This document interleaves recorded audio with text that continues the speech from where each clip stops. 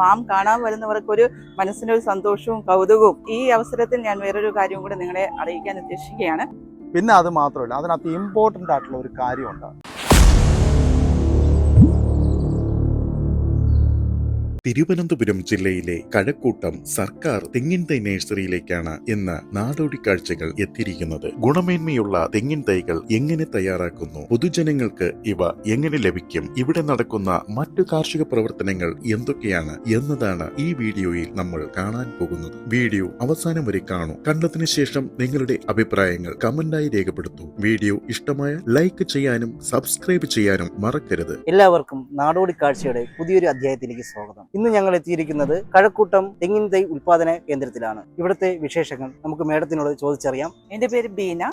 ഞാൻ ഇവിടെ കഴക്കൂട്ടം കോക്കനട്ട് നഴ്സറിയിലെ അസിസ്റ്റന്റ് ഡയറക്ടർ ഓഫ് അഗ്രികൾച്ചർ ആണ്. ഇത് കൃഷി വകുപ്പിന്റെ കീഴിലുള്ള ഒരു ഗവൺമെന്റ് ഫാമാണ്. കോക്കനട്ട് നഴ്സറി എന്ന് പറയുമ്പോൾ തന്നെ നിങ്ങൾക്ക് അറിയാൻ കഴിയും, ഇത് തെങ്ങിൻ തൈകളുടെ ഉൽപാദന കേന്ദ്രമാണ്. പ്രധാനമായിട്ടുള്ള ഇതിന്റെ ലക്ഷ്യം എന്ന് പറഞ്ഞു കഴിഞ്ഞാൽ തെങ്ങിൻ തൈകൾ മിതമായ വിലയ്ക്ക് ഗുണമേന്മയുള്ള തെങ്ങിൻ തൈകൾ കർഷകർക്കും അതുപോലെ പൊതുജനങ്ങൾക്കും എത്തിച്ചു കൊടുക്കുക എന്നുള്ളതാണ് നമ്മുടെ നഴ്സറിയുടെ ലക്ഷ്യം. ഇതിൽ കൂടാതെ തന്നെ നമ്മളിവിടെ ഉൽപ്പാദിപ്പിച്ചു കൊടുക്കുന്നതെന്ന് പറഞ്ഞാൽ പച്ചക്കറി തൈകൾ, വിവിധ ഇനം പച്ചക്കറി വിത്തുകൾ, അതുപോലെ ഫലവൃക്ഷ തൈകളുടെ ഒപ്പം ഗുണമേന്മയുള്ള പച്ചക്കറികളും അതുപോലെ പഴവർഗ്ഗങ്ങളും നമ്മളിവിടെ വിൽപ്പനയ്ക്കാറ്റുന്നു. ഇതിനു പുറമെ കർഷകർക്ക് ഗുണമേന്മയുള്ള ജൈവവളങ്ങൾ എന്ന് പറയുമ്പോൾ വെർമി കമ്പോസ്റ്റ്, ചകിരിച്ചോറ് കമ്പോസ്റ്റ്, വാം, നമ്മുടെ ചാണകം സമ്പുഷ്ടീകരിച്ചത്, അതും മിതമായ വിലയ്ക്ക് നമ്മുടെ മാർക്കറ്റിൽ കിട്ടുന്നതിനെക്കാട്ടും വില കുറച്ച് പൊതുജനങ്ങൾക്ക് 1 kilo packet, 5 kilo packet, 10 kilo packet ആയിട്ട് നമ്മൾ ലേബൽ ഉൾപ്പെടെ വിതരണം ചെയ്തു വരുന്നു.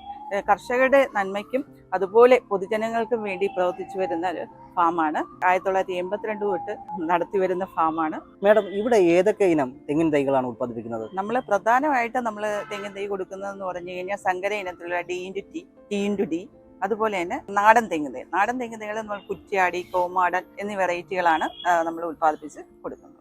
സങ്കര ഇനം തൈകൾ പൊതുവായിട്ട് 3.5 വർഷം 4 വർഷത്തിനകത്ത് കായ്ക്കുന്നതാണ്. നമ്മുടെ നാടനാണെങ്കിൽ 5 മുതൽ 6 വർഷം എടുക്കും. നമുക്ക് കർഷകർ നേരിട്ട് വന്ന് ഇവിടെ നിന്ന് വാങ്ങാം. അതോടൊപ്പം തന്നെ അവർക്ക് സബ്സിഡി കിട്ടണമെങ്കിൽ നമുക്ക് കൃഷിഭവൻ മുഖാന്തരമാണെങ്കിൽ ഇത് 50% സബ്സിഡിയിൽ കൃഷി വകുപ്പിന്റെ പദ്ധതികളിൽ ഉൾപ്പെടുത്തി കൊടുക്കുന്നുണ്ട്. അതിന് വിതരണം നമ്മൾ തന്നെയാണ് കൃഷിഭവനിൽ നേരിട്ട് എത്തിച്ചു കൊടുക്കും. അപ്പോൾ അവിടെ നിന്ന് കർഷകർ കൃഷിഭവനിൽ നിന്ന് വാങ്ങുകയാണെങ്കിൽ അവർക്ക് 50% സബ്സിഡി കിട്ടും. നേരിട്ട് വരികയാണെങ്കിൽ നമുക്ക് 100% പൈസ അടച്ചാൽ മാത്രമേ ഇവിടെ നിന്ന് നമുക്ക് കൊടുക്കാൻ സാധിക്കും. പൊതു മാർക്കറ്റിനെക്കാട്ടി മിതമായ വിലയ്ക്കാണ്. ഇപ്പം നാടൻ തൈയാണെങ്കിൽ 100 രൂപയ്ക്കും സങ്കരയാണെങ്കിൽ 250 രൂപയ്ക്കുമാണ് നമ്മൾ വിൽക്കുന്നത്. കുരുമുളക് കൃഷി വ്യാപകമായിട്ടില്ല, നമുക്ക് കുറച്ച് ഏരിയകളേ ഉള്ളൂ. അപ്പം കുറച്ച് കരിമുണ്ട എന്ന ഇനത്തിലുള്ള ഇതാണ് നമ്മൾ കുരുമുളക് കൃഷി നടത്തുന്നത്. തൈകൾ വിൽപ്പനയ്ക്കായിട്ട് കൊടുക്കുന്നു. അത് എത്ര വർഷം കൊണ്ട് കായ്ക്കുന്നതാണ്? 1.5 വർഷം തൊട്ട് 2 വർഷം മാക്സിമം. നമ്മുടെ തന്നെ ഇതോടൊപ്പം ഉള്ള ഒരു ഫാം പാലോട് പ്രവർത്തിക്കുന്നുണ്ട്, ഗവൺമെന്റിന്റെ തന്നെ. അവിടെ നിന്നുള്ള തൈകൾ നമ്മൾ ഇവിടെ എത്തിച്ച് കർഷകർക്ക്, പബ്ലിക്ക് അത്രയും ദൂരം പോകാൻ സാധിക്കാത്തവർക്ക് എത്തിച്ചു കൊടുത്ത് നടത്തുന്നു. പച്ചക്കറി വർഗ്ഗങ്ങൾ എല്ലാ ഇനത്തിലുള്ള പച്ചക്കറികളും നമ്മൾ ചെയ്യുന്നു. പൊതുവായിട്ട് ചെയ്യുന്നത് പയറ്, വെണ്ട, പാവല്, പടവലം, സലാഡ്, കുമ്പർ, അതുപോലെ മത്തൻ, വെള്ളരി, ഇതാണ് കൂടുതലായിട്ട് കൃഷി ചെയ്യുന്നത്. പച്ചക്കറിയായിട്ടും കൊടുക്കും. പ്രധാനമായിട്ട് വിത്ത് നമുക്ക് അടുത്ത് കർഷകർക്ക് വാങ്ങണമെങ്കിൽ വിത്തായിട്ടും നമ്മൾ അത് പ്രോസസ് ചെയ്ത് വിത്തായിട്ടും കൊടുക്കുന്നു. ചെറിയ പാക്കറ്റുകളിൽ 10 രൂപ പാക്കറ്റ് തൊട്ട് കിലോ കണക്കിനുള്ള രീതിയിലും നമ്മൾ കൊടുക്കും. 2 ഔട്ട്ലെറ്റുകൾ പ്രവർത്തിക്കുന്നുണ്ട്.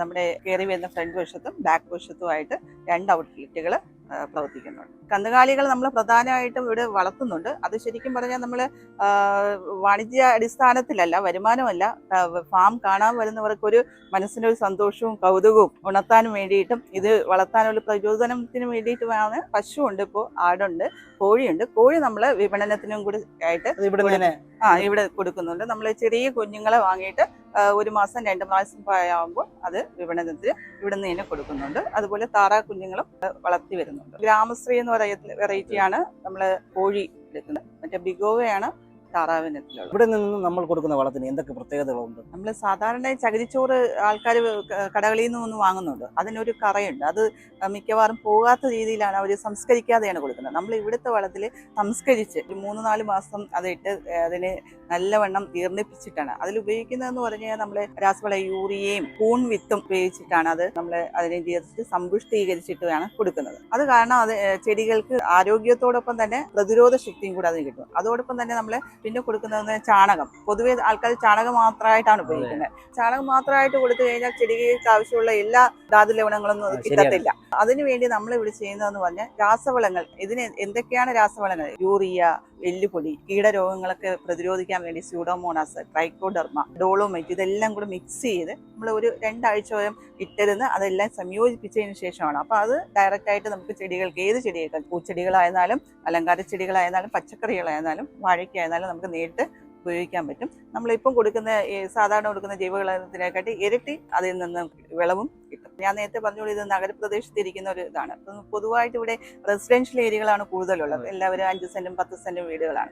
പച്ചക്കറികളോടൊപ്പം തന്നെ അലങ്കാര ചെടികൾ, ഇൻഡോർ ആയിരുന്നാലും വീട്ടിനകത്ത് വെച്ച് വളർത്താവുന്ന ചെടികൾ, അതുപോലെ തന്നെ പുറത്ത് ഓർക്കിഡ്, ആന്തൂറി, അതുപോലത്തെ ചെടികൾ, അതുപോലെ പുറത്ത് നമുക്ക് വയ്ക്കുന്ന പൂ വരുന്നതും ഇലകൾക്ക് ഭംഗിയുള്ള ചെടികൾ, ആ രീതിയിലുള്ളതും നമുക്ക് നല്ലൊരു കളക്ഷൻ ഇവിടെയുണ്ട്. അതും വിപണനത്തിനായിട്ട് പല സൈസിലുള്ള വാങ്ങാനുള്ള പല സൈസിനനുസരിച്ച് റേറ്റ് കൂടും. നമുക്ക് 15 രൂപ തൊട്ട് 300 രൂപ വരെ വിലയുള്ള ചെടികൾ ആ രീതിയിലുണ്ട്.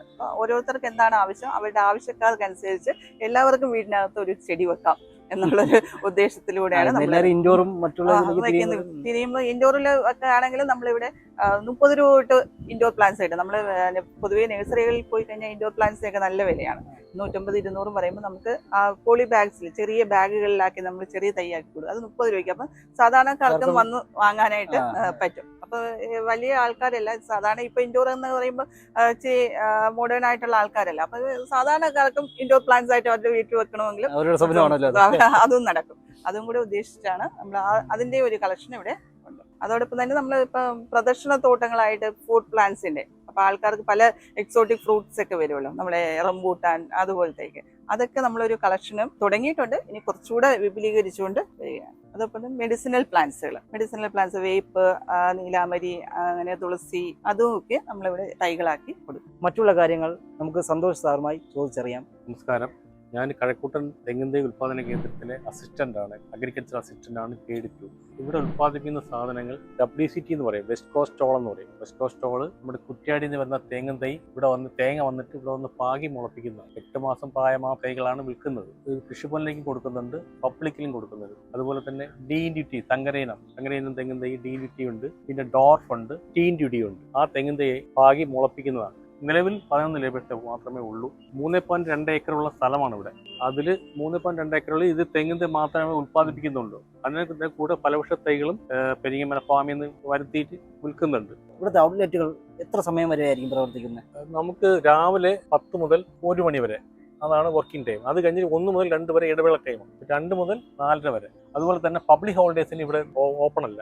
തെങ്ങിൻ തൈ ഉൽപ്പാദനത്തിന്റെ തുടക്കം മുതലുള്ള കാര്യങ്ങൾ നമുക്ക് മോഹൻ ചേട്ടനോട് ചോദിച്ചറിയാം. ചേട്ടാ, ഈ ബെഡ് ഒരുക്കുന്നത് മുതലുള്ള കാര്യങ്ങളൊന്ന്, സംഭരണം, ബെഡ് ഒരുക്കൽ ഇങ്ങനെ ഉണ്ടല്ലോ, അതിനെ കുറിച്ചൊന്ന് പറയാമോ? ഇപ്പോൾ നമ്മൾ വിത്ത് തേങ്ങയാണ് വരുന്നത്. അപ്പോൾ സാധാരണ നാളികേരം എടുക്കുമ്പോൾ ഉണങ്ങി മൂപ്പത്തി തേങ്ങയാണ് വിത്ത് തേങ്ങയായിട്ട് ഇവിടെ വരുന്നത്. അത് കോക്കനട്ട് കൗൺസിലാണ് വിത്ത് സംഭരിക്കുന്നത്. ഗവൺമെൻറ് അംഗീകരിച്ചിട്ടുള്ള കർഷകരുണ്ട്. അവിടെ നിന്നാണ് വിത്ത് കളക്ട് ചെയ്തിട്ട് നമുക്ക് പാകാനായിട്ട് ഫാമുകളിലേക്ക് എത്തിക്കുന്നത്. അപ്പോൾ ആദ്യം വിത്ത് സംഭരണം വരണമെന്ന് വെച്ചാൽ പ്രിസർവേഷനാണ്. 3 മാസം പ്രിസർവേഷൻ ടൈമാണ്. പ്രിസർവേഷൻ എന്ന് പറഞ്ഞാൽ ബെഡ് തയ്യാറാക്കിയതിന് ശേഷം ഒന്നുമീതെ ഒന്നായിട്ട് അടുക്കി വെക്കാം. കാരണം തേങ്ങ ചരിച്ചല്ല ഇടുന്നത്, സ്ട്രൈറ്റ് ആയിട്ട് അതിന്റെ മുള മേൾ ഭാഗത്തായിട്ട് കറക്റ്റായിട്ട് വിത്ത് വേര് ഓടുന്നതിന് വേണ്ടിയിട്ടാണ് പ്രിസർവേഷൻ ചെയ്യുന്നത്. അപ്പോൾ 3 മാസത്തെ കാലത്തോളം സംഭരിച്ചു വെക്കുമ്പോൾ അതിന് മുക്കളനം വരും. അതിനുശേഷം നമ്മൾ ബെഡുകളാക്കി ആണ് വിത്ത് പാകുന്നത്. ഒരു ബെഡ് എന്ന് പറയുമ്പോൾ 1 അടി അകലോ, 2 തേങ്ങകൾ തമ്മിലുള്ള അകലം എന്ന് പറഞ്ഞാൽ 1 അടി. അപ്പോൾ ഒരു ബെഡിനകത്ത് 10 അടി നീളവും 10 അടി വീതിയും. അവിടെ ഒരു ബെഡിനകത്ത് എത്ര തേങ്ങകൾ? 100 തേങ്ങ. 100 തേങ്ങ പാകി കഴിഞ്ഞാൽ 3 മാസം ആകുമ്പോൾ മുള വരും. മുള വന്നതിന് ശേഷം ഫസ്റ്റ് സ്റ്റേജായി. വീണ്ടും അടുത്ത 3 മാസം കഴിയുമ്പോൾ 6 മാസമായി. 6 മാസം ആകുമ്പോൾ മുളയ്ക്കാത്ത തേങ്ങകൾ റിജക്റ്റ് ചെയ്യും. അപ്പോൾ 100 തേങ്ങയാണ് ഒരു ബെഡിനകത്ത് വരുന്നത്. ചിലപ്പോൾ മൂപ്പത്താത്ത തേങ്ങ ഇതിനകത്ത് മിക്സായി വരികയും ചെയ്ത് കഴിഞ്ഞാൽ മുളയ്ക്കും, ഇളക്കി മാറ്റും. ഇപ്പോൾ നമ്മൾ ഇവിടെ ഈ സ്ഥാപനത്തിൽ ചെയ്യുന്നത് നമ്മൾ അതിനെ കൊപ്രയാക്കുന്നു. കൊപ്രയാക്കിയിട്ട് ഇവിടെ മിഷനറി ഉണ്ട്, എണ്ണയാക്കി പോയി നമുക്ക് കൊടുക്കുകയാണ് ചെയ്യുന്നത്. 3 മാസം കഴിഞ്ഞും 6ാമത്തെ മാസം വിത്ത് നമ്മൾ ഇളക്കി മാറ്റും. 3 മാസം കൂടെ കഴിയുമ്പോൾ കള്ളിങ് സ്റ്റേജ് എന്ന് പറയും. കള്ളിങ് സ്റ്റേജ് എന്ന് വെച്ചാൽ മുളയ്ക്കാത്ത തേങ്ങ നിലനിൽക്കുന്ന ബെഡുകളിൽ നിലനിൽക്കുന്ന തേങ്ങകളുടെ എണ്ണം എടുക്കുന്നു. അതിൽ ഗുണനിലവാരമില്ലാത്ത തൈകൾ നമ്മൾ റിജക്റ്റ് ചെയ്യും. അതിനെയാണ് കള്ളിങ് സ്റ്റേജ് എന്ന് പറയുന്നത്. അത് അഗ്രികൾച്ചർ കൃഷി ഭവനുകളിൽ നിന്നും സെലക്ട് ചെയ്ത ഓഫീസേഴ്സ് ആണ് വന്നിട്ട് ഇത് റിജക്റ്റ് ചെയ്യണം. ഇപ്പൊ 100 തേങ്ങ പാകുമ്പോൾ ചിലപ്പം 20, 30, 40 തേങ്ങ വരെ ഇങ്ങനെ റിജക്റ്റ് ചെയ്ത് പോവാം. അപ്പോൾ ഇത്രയും എഫർട്ട് എടുത്ത് തൈ കൃഷിഭവനിലേക്ക് എത്തിക്കുമ്പോൾ കർഷകൻ എന്ത് ചെയ്യുന്നു, ലാഘവത്തോടെ വാങ്ങിക്കൊണ്ടുവന്ന് വേസ്റ്റ് ആക്കി കഴിഞ്ഞാൽ അവർ അതിന്റെ പരിപാലനത്തിന്റെ കുറവ് കൊണ്ടാണ് കേരളത്തിലുള്ള തെങ്ങും തൈകളെല്ലാം നശിച്ചു പോകാൻ കാരണം. കാരണം ഇവിടെ ചിലപ്പോൾ 50,000 60,000 തേങ്ങകൾ ഒരു വർഷം, നേരത്തേക്ക് 1 ലക്ഷം 1.5 ലക്ഷം പാകിട്ട് ഇത്രയും തേങ്ങ വർഷം പാകുന്നുണ്ട്. ഈ തെങ്ങും തൈ പോവുകയും ചെയ്യുന്നുണ്ട്. പക്ഷെ ആരും കർഷകൻ അത് യൂസ് ചെയ്യുന്നില്ല എന്നുള്ളതാണ്. കൊണ്ട് ഒരു കുഴിയെടുത്ത് വയ്ക്കുന്നത് അത്രയേ ഉള്ളൂ. അപ്പോൾ ഗുണനിലവാരത്തെ തെങ്ങും തൈ എന്ന് പറഞ്ഞാൽ നമ്മളെ മൂടിന്റെ ഭാഗം നമ്മൾ ചൂണ്ടുവിരലും തള്ളവിരലും തമ്മിൽ അടുപ്പിക്കുമ്പോൾ കിട്ടുന്ന അതേ ഗർത്തം ഉൾഭാഗം അതിന്റെ ഏറ്റവും താഴത്തെ ഇതിൽ കിട്ടും. അതാണ് ബെറ്റർ തൈ. 3 ഇല കഴിഞ്ഞ് 4ാമത്തെ ഇലയും കഴിഞ്ഞ് 5 ഇല ഉള്ളതെങ്കിൽ ഏറ്റവും ക്വാളിറ്റി ഉള്ള തൈ എന്നാണ് അർത്ഥം. നമ്മളൊരു 3 ഇല, അതായത് ഏറ്റവും പൊക്കം കുറവും മുകളനം വരാത്തതും വന്നതിന് ശേഷം നാം പഴുകിപ്പോയതും ആയ തൈകളാണ് റിജക്റ്റ് ചെയ്യുന്നത്. ബാക്കി അപ്പോൾ ആ സമയത്ത് ക്വാളിറ്റി ഉണ്ടെങ്കിൽ, ഗർത്തുണ്ടെങ്കിൽ ആ തൈ ബെറ്റർ തൈയാണ്. സബ്സിഡി ഇനത്തിലാണ് കൃഷിഭവൻ ഇത് കൊടുക്കുന്നത്. അപ്പോൾ 50 രൂപയ്ക്ക് കൊടുക്കുമ്പോൾ 50 രൂപയേ ഉള്ളൂ. പക്ഷേ മറ്റു നഴ്സറിയിൽ കൊടുക്കുമ്പോൾ ഇതിനത്രയും ക്വാളിറ്റി ഇല്ലാത്ത തൈക്ക് ചിലപ്പോൾ 200, 250, 300, 400 രൂപ മേടിക്കും. അതിനെ കൊണ്ട് സുരക്ഷിതമായിട്ട് അവർ കൊണ്ടുപോയി പാകും. ഈ ഫാമുകളിൽ നിന്ന് കിട്ടുന്ന തൈകൾ വെറും ലാഘവത്തോടെ കൊണ്ടുപോയി നശിപ്പിക്കുകയാണ് ചെയ്യുന്നത്. ഈ തെങ്ങും തൈ ഉണ്ടാക്കുന്നതിന്റെ എത്രയാണോ തെങ്ങും തൈ ഉണ്ടാക്കുന്ന എഫർട്ട് അത്രയും മനസ്സിലാക്കണം. ഗവൺമെന്റ് എന്തുമാത്രം പൈസ ഇതിനകത്ത് മുടക്കിയിട്ടാണ് ഒരു തൈ കർഷകന് ലഭിക്കുന്നതെന്ന് നോക്കണം. തെങ്ങിൻ തൈ നടേണ്ട അളവുണ്ടല്ലോ, അതെ, കുഴിയെടുക്കേണ്ട, അത് എത്രയായിരിക്കും വരുന്നത്? അത് 3:3 ആണ്. 3 അടി വീതി, 3 അടി നീളം, 3 അടി വീതി, 3 അടി താഴ്ച. ഒരു തെങ്ങും തൈ സെന്ററിൽ നിന്നും മറു തെങ്ങും തൈയുടെ സെന്റർ വരെ 8 മീറ്റർ. തെങ്ങും തൈ നടുമ്പോൾ ഇതിപ്പോ നമ്മളുടെ WCT ആവട്ടെ, ഇപ്പോൾ DNT ആവട്ടെ, TND ആവട്ടെ, വെറൈറ്റി നിങ്ങൾക്ക് അറിയോ? കർഷകന് ഏത് തേങ്ങയാണ് അല്ലെങ്കിൽ ഏത് തൈയാണെന്ന് കർഷകൻ അറിയണം. TND എന്നുണ്ട്, ടോർഫ് ആൻഡ് ടോളാണ്. TND ആണ്, ടോൾ ആൻഡ് ടോർഫ്. TND ഉണ്ട്, DNT ഉണ്ട്, DND ഉണ്ട്, വെസ്റ്റ് കോസ്റ്റ് ടോൾ, WCT, പിന്നെ ടോർഫ്. ഇത്തരം വെറൈറ്റികളാണുള്ളത്. ഏറ്റവും കൂടുതൽ ലീഫിന്റെ നീളം കൂടുതൽ WCT നാടൻ തൈ എന്ന് പറയും. ഇപ്പോൾ ഇവിടെ വരുന്നത് കുറ്റ്യാടിയാണ്. കുറ്റ്യാടി മീൻസ് കോഴിക്കോടാണ് കുറ്റ്യാടി സ്ഥലം. അവിടെ നിന്നാണ് തേങ്ങ നമുക്ക് സെലക്ട് ചെയ്ത് ഫാമുകളിലേക്ക് എത്തുന്നത്. നമ്മുടെ തെങ്ങിന് നട്ട് അതിനുള്ള വളങ്ങൾ ഫസ്റ്റ് ഏത് വളങ്ങളാണ് യൂസ് ചെയ്യുന്നത്? ഫസ്റ്റ് വളം എന്ന് പറഞ്ഞാൽ ആദ്യം കുഴി എടുത്തു കഴിഞ്ഞാൽ 250 ഗ്രാം കുമ്മായം ഒരു മൂടിനിട്ട് മണ്ണുമായിട്ട് നല്ലവണ്ണം ട്രെഞ്ച് ചെയ്തതിന് ശേഷം തെങ്ങും തൈ വെക്കാവും. ആ ഒരു തെങ്ങും തൈയുടെ വേര് വരുവാനായിട്ട് 6 മാസം. തെങ്ങ് ചിലത് ഫ്ലോപ്പ് ആവാൻ കാരണം കുറെ ചകിരിച്ചോറും ട്രീറ്റ് ചെയ്യാത്ത ചാണകവും വാങ്ങിച്ചിട്ട് കൊണ്ടുവന്ന് തെങ്ങിന്റെ മൂട്ടിലേക്ക് ഇടും. ഒരു ചാണകത്തിനകത്ത് കുണ്ടള പുഴുവിന്റെ ലാർവയുണ്ട്. ആ വെള്ളപ്പുഴു കുറച്ച് ദിവസം കഴിയുമ്പോഴത്തേക്കും അത് കറക്കും. കുറച്ച് ദിവസം കൊണ്ട് കഴിയുമ്പോഴത്തേക്കും ചിറകുകളായി തുറക്കും, നല്ല ബ്ലാക്ക് ആവും, അവൻ പുറത്തേക്ക്. അപ്പോൾ അതാണ് വണ്ട്. അതാണ് തെങ്ങിനെ ആക്രമിക്കാൻ ഉപയോഗിക്കുന്ന ചെല്ലിയായിട്ട് വലിച്ചിരുന്നത്. രണ്ടാമത് ഒരു തെങ്ങ് വെക്കുമ്പോൾ അതിന്റെ മൂട് എപ്പോഴും ക്ലീൻ ആയിട്ട് വരും. അതായത് ഓരോ തെങ്ങും തൈക്കും ഓരോ സമയമുണ്ട്. ഇപ്പൊ നമ്മൾ നാടൻ തൈ എന്ന് പറയുന്നത് 6-7 വർഷം, 6 മാസം കൂടുമ്പോൾ തെങ്ങും തൈക്ക് വളം കൊടുത്ത് ഒന്ന് പുട്ടപ്പ് ചെയ്തതിന് ശേഷം പിന്നെ വർഷത്തിൽ വരും. ഇപ്പോൾ നമ്മൾ ഫസ്റ്റ് ഈ കുമ്മായോട്ട് തെങ്ങും തൈ നട്ടു, അത് കഴിഞ്ഞ് 6 മാസം കഴിഞ്ഞ് പിന്നെ ഉപ്പും മണലും കൂടെ മിക്സ് ചെയ്തിട്ട് തെങ്ങും തൈ വെക്കും. ഓരോ 6 മാസം കഴിയുമ്പോൾ തെങ്ങിന്റെ പുറത്തുനിന്നല്ല മണ്ണെടുത്ത് റൗണ്ട് ചെയ്യേണ്ടത്, തെങ്ങിന്റെ ഉള്ളിൽ നിന്നാണ്. ആ കുഴിയില്ലേ, നമ്മൾ എടുത്തിട്ട് കുഴി അത് അങ്ങനെ തന്നെ ഇടാൻ പാടില്ല. ചവറന്ന് മാറി ഇടരുത്. ചവറിട്ട് മൂടിക്കഴിഞ്ഞാൽ വണ്ടുണ്ടാവും, അതിന്റെ അടിയിൽ നിന്നാണ് തുറക്കുന്നത്. നാമ്പ് ചീഞ്ഞു പോകുമ്പോൾ മാത്രമേ നമ്മൾ അറിയൂ തെങ്ങ് നശിച്ചു പോയി എന്ന്. വീട്ടിൽ നടയിൽ ഒരു തെങ്ങും തൈ വെച്ചാൽ വീട്ടിൽ കിട്ടുന്ന ചപ്പ് ചെറുവിടാനുള്ള ഒരു കുഴിയായി. അതാണ് എല്ലാവരുടെയും ആ ഒരു കാഴ്ചപ്പാട്. വീണ്ടും എന്ത് ചെയ്യും, കർഷകൻ അതിനെ പൊടുത്ത് കളഞ്ഞിട്ട് അടുത്ത വേറൊരു തെങ്ങും തൈ കൊണ്ടുവരുന്നു, അതേ കുഴി തന്നെ വെക്കും. ആ കുഴി ട്രീറ്റ് ചെയ്യുന്നില്ല, ട്രീറ്റ് ചെയ്യാതെ വീണ്ടും വെക്കുന്നു. പുറത്തുനിന്നും വരുന്ന കർഷകൻ തെങ്ങും തൈ വാങ്ങാൻ ഇവിടെ വരുന്നു, ആദ്യം എന്താണ് ചെയ്യേണ്ടത്? ഇവിടെ തെങ്ങും തൈ വാങ്ങുന്നതിന് വേറെ പ്രൊസീജിയർ ഒന്നുമില്ല. പക്ഷേ നമുക്ക് കൊടുക്കുന്ന ടൈമുണ്ട്. ഇവിടെ നിന്ന് ഗവൺമെന്റ് പേപ്പേഴ്സ് വരണം. ഇപ്പോൾ നമ്മളിപ്പോൾ റിപ്പോർട്ട് കൊടുക്കുന്നു, ഈ ഫാമിൽ ഇത്ര തെങ്ങും തൈകൾ ഉൽപ്പാദിപ്പിക്കാൻ സമയമായി എന്ന് AD, ഈ സ്ഥാപനത്തിന്റെ മേലധികാരി ഗവൺമെന്റിലേക്ക് റിപ്പോർട്ട് കൊടുക്കും. ഇവിടെ നിന്നാണ് എല്ലാ കൃഷിഭവനുകളിലേക്ക് തെങ്ങും തൈ പോകുന്നത് വിതരണത്തിന് വേണ്ടിയിട്ട്, കർഷകർക്ക് വിതരണത്തിന് വേണ്ടിയിട്ട് പോകുന്നത് ഇവിടെ നിന്നാണ്. അപ്പോൾ ആ ലിസ്റ്റും പ്രകാരം ഡയറക്ടറേറ്റിൽ നിന്ന് വരുന്ന അതനുസരിച്ച് നമ്മൾ തെങ്ങും തൈ ഇവിടെ നിന്ന് ഇഷ്യൂ ചെയ്യുന്നു. അവിടുന്ന് സബ്സിഡി ഇനത്തിലാണ് കൃഷിഭവനിലേക്ക് ഇഷ്യൂ ചെയ്യുന്നത്. പക്ഷേ ഇവിടുന്ന് ഡയറക്റ്റ് നമുക്ക് തെങ്ങും തൈ കർഷകർക്ക് വാങ്ങാം. അതായത് ജൂൺ ജൂലൈ മാസത്തിലാണ് ഇവിടുന്ന് തെങ്ങും തൈ പോകും. പിന്നെ അതുപോലെ മേടം 10 തെങ്ങും തൈ ഫലവൃക്ഷങ്ങളും തെങ്ങും ഒക്കെ വെക്കുന്ന സമയമാണ് മേടം 10 എന്ന് പറഞ്ഞാൽ അല്ലേ. ആ സമയത്ത് തെങ്ങും തൈ നമുക്ക് ഇവിടെ അവൈലബിൾ ആണ്. കർഷകന് പ്രത്യേകിച്ച് ഒരു ഡിമാൻഡുകളില്ല.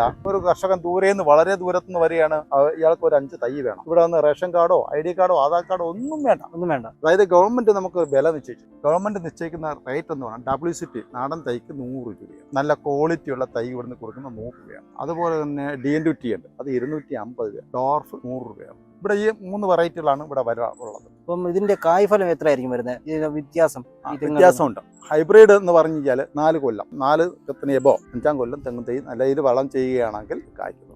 WCTക്ക് എന്ന് പറഞ്ഞു കഴിഞ്ഞാൽ ഈ പറഞ്ഞ ഒരു 6-7 വർഷം കഴിയുമ്പോൾ അത് നല്ല ഉൾക്കട്ടിയുള്ള തേങ്ങയാണ്. ഒരുപാട് ഹൈറ്റും ഇല്ല, പിന്നെ ലോങ് ലൈഫാണ്, പ്രതിരോധശേഷി കൂടുതലുമാണ്. സങ്കരവർഗ്ഗങ്ങൾക്ക് പ്രതിരോധശേഷി കുറവാണ്. അല്പം കുറവാണ്. കാരണം വെച്ചാൽ വണ്ടുകളുടെ ആക്രമണം കെയറിങ് കൂടുതലാണ്. ചേട്ടാ, ഈ ചാണകം ട്രീറ്റ് ചെയ്യുന്ന രീതി എങ്ങനെയാണ്? അതുപോലെ തന്നെ ഇതിൽ ചേർക്കുന്ന ഇൻഗ്രീഡിയൻസ് എന്തൊക്കെയാണ്? ചാണകം ട്രീറ്റ് എന്ന് വെച്ചാൽ നമ്മൾ പുട്ട്, ചാണകം, പച്ച ചാണകം നമ്മൾ കളക്ട് ചെയ്യണത് പുട്ടിന് നനയ്ക്കുന്ന പരുവം അറിയാലോ, ചെറിയ നൈസായിട്ട് നനവ് കിട്ടും. അതാണ് നമ്മൾ സെലക്ട് ചെയ്യേണ്ടത്. അല്ലാണ്ട് വെള്ളത്തോട് കൂടിയുള്ള ചാണകമോ വെള്ളമോ ഇതിനാവശ്യമില്ല. അപ്പോൾ ട്രീറ്റ് ചെയ്യുമ്പോൾ തണലുള്ള ഭാഗത്ത് ആണ് ചാണകം ബെഡ് പോലെ തിരിക്കുന്നത്. ഒരു ലെയർ ചാണകം നമ്മൾ ഇടുന്നു. അതിനുശേഷം 100 കിലോ ചാണകത്തിന് 10 കിലോ വേപ്പിൻ പിണ്ണാക്കാം. അത് കഴിഞ്ഞ ശേഷം ഇടുന്നത് ഫ്ലോറോട്ടസാണ്. ഇത് ലെയർ ആയിട്ട് നമ്മൾ ഇടുന്നു. ഇട്ട് നമ്മൾ ട്രീറ്റ് ചെയ്ത് 21 ദിവസം ആകുമ്പോഴത്തേക്കും ചാണകം ട്രീറ്റ് ആയി. 100 കിലോ ചാണകത്തിന് 10 കിലോ വേപ്പൻ പിണ്ണാക്കം, 1 കിലോ ട്രൈക്കോട്ടർമ. അപ്പോൾ ലെയർ ആയിട്ടാണ് ഇടുന്നത്. ആദ്യം ചാണകം ഇടുന്നു, വേപ്പൻ പിണ്ണാക്കം ഇടുന്നു, വീണ്ടും ചാണകം ഇടുന്നു,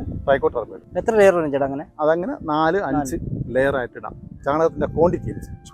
ഇട്ട് ലെയറായിട്ട് നന്നായിട്ട് മൂടിയെങ്കിൽ. അപ്പോൾ ഇത് ഒരു 10-15 ദിവസം കഴിയുമ്പോൾ ആ മൂടി എടുത്ത് മാറ്റുമ്പോൾ നമ്മളൊരു ഫംഗസ് മാതിരി, ഒരു പൂപ്പൽ മാതിരി കാണാൻ പറ്റും. അതിനകത്ത് അതായത് കീടങ്ങളെ ആക്രമിക്കാനുള്ള, കീടങ്ങളെ നമുക്ക് ഇതിന് നശിപ്പിക്കാനുള്ള ഒരു പൂപ്പൽ, ഫംഗസ് ഇതിനകത്ത് ഉണ്ടാവും. അതാണ് ട്രീറ്റിംഗ് എന്ന് പറയുന്നത്. ആ ചാണകം നമുക്ക് പച്ചക്കറികൾക്കും എന്തിനും നമുക്ക് ഉപയോഗിക്കാം. സാധാരണക്കാർ ചാണകം കൊണ്ടുപോകുന്നു, വെയിലത്തിടുന്നു, ഉണക്കുന്നു.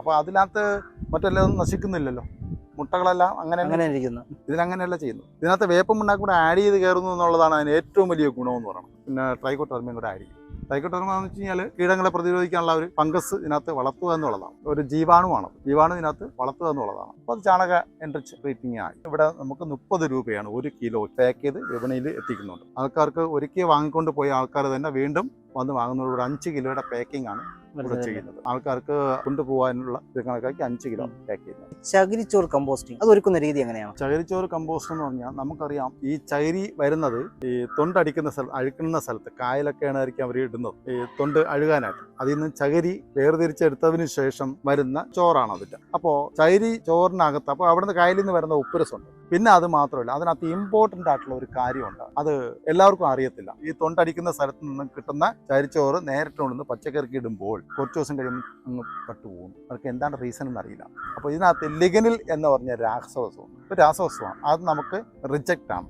ചെടിക്ക് പാടില്ലാത്തൊരു വസ്തുവാണ് ലിഗനിൽ. സാൾട്ടും ലിഗനിലും ചെടിക്ക് വേണ്ട. അപ്പോൾ അത് വേർതിരിക്കണം, അതിൻ്റെ ഇത് അളവ് കുറയ്ക്കണം. അതിന് വേണ്ടിയിട്ടാണ് നമ്മൾ ചകിരിച്ചോറ് ട്രീറ്റ് എന്ന് ചെയ്യുന്നത്. അപ്പോൾ അതിനെന്തൊക്കെ ചെയ്യുന്നത് വെച്ചാൽ, ചകിരിച്ച് ഇതുപോലെ ബെഡാക്കി ചകിരിച്ചോറ് ലെയറിന് ശേഷം ഫ്ലോറോട്ടസ് 100 കിലോ ചകിരിച്ചോറ് ഇടുമ്പോൾ 1 കിലോ ഫ്ലോറോട്ടസ് എന്ന് വെച്ചാൽ അറിയാലോ, നമ്മളെ മഷ്റൂം പ്രൊഡക്ഷൻ ചെയ്യാതെ കേടായി സാധനത്തിനെയാണ് നമ്മൾ ഇതിനകത്ത് ഉപയോഗിക്കുന്നത്. അത് കഴിഞ്ഞ ശേഷം 1 കിലോ യൂറിയ ഓരോ ലെയറിലും ഇടും. യൂറിയയും ഫ്ലോറോട്ടസും ആണ് ഇതിനകത്ത്. ആ ലിഗ്നിൻ കണ്ടന്റ് കുറഞ്ഞ് നല്ല ചെടികൾക്ക്. പിന്നെ ആ ചകിരിച്ചോറ് നമുക്ക് 3 മാസം അത് ട്രീറ്റ് ചെയ്ത് കിടക്കും. അതെങ്ങനെ? പബ്ലിക് വെയിലായാലും മഴയായാലും അത് നനഞ്ഞ് അതിൽ നിന്ന് 90 ദിവസം കഴിയുമ്പോൾ അത് നല്ലവണ്ണം കറുത്ത് നല്ലൊരു വളമായി മാറും. ചകിരിച്ചോറ് കമ്പോസ്റ്റ് ആയി.